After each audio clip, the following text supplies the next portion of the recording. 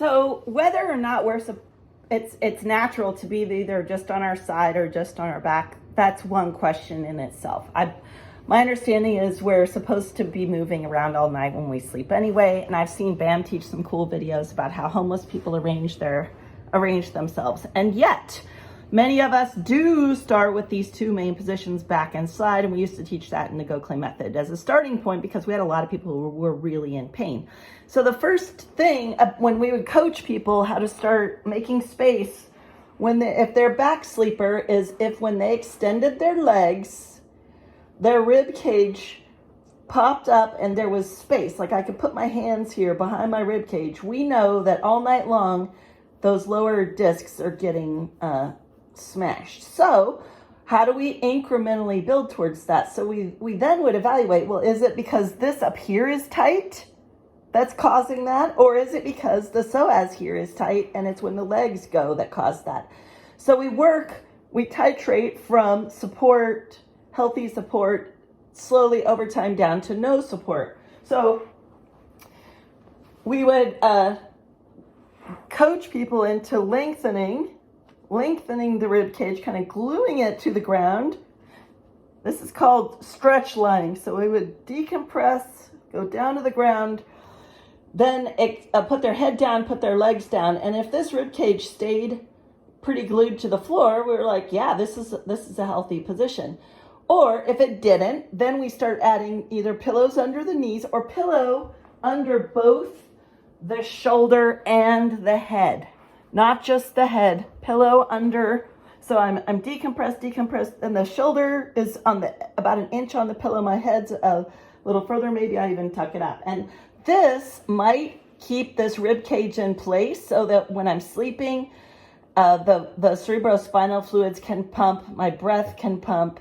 But we don't want to get addicted to this. Over time, we want this tone, this abdominal tone, to return as we stop sitting with the tucked pelvis in chairs. As our psoas gets longer, then we work our way out.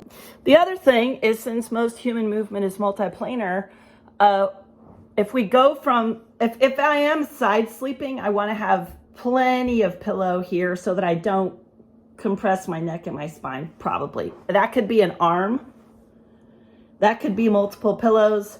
But another possibility is, like on a crime show where they have the scene where there's a dead body and the shoulders and hips are on this 45-degree angle where my back arm is turned in and my front arm is turned out, my front knee is turned out, my back knee is turned in.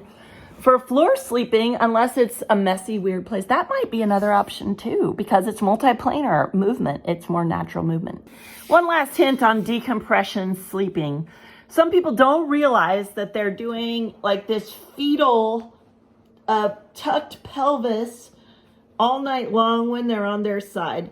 So getting just this basic zigzag shape with an untucked pelvis was another Go Claim method side sleeping thing. So assuming I have the right amount of pillow and assuming I untuck the pelvis instead of tuck it, then I could decompress my spine by pulling my shoulder away from my hip, and voila. And it's very restful. Oh, and taking the top shoulder. Now, it feels lovely. And some people then, like me, that has all this hip stuff, need a little pillow here to keep from getting all twisted up. But the downside is decompression that's traction will only get you so far. You need to deeply recondition those core muscles. And the best way to do that are those full exhalations and the big inhalations in the back. But at least you can help your clients look at whether they've tucked their tail all up. That might be something that's causing them an energy drain that they keep having to overcome.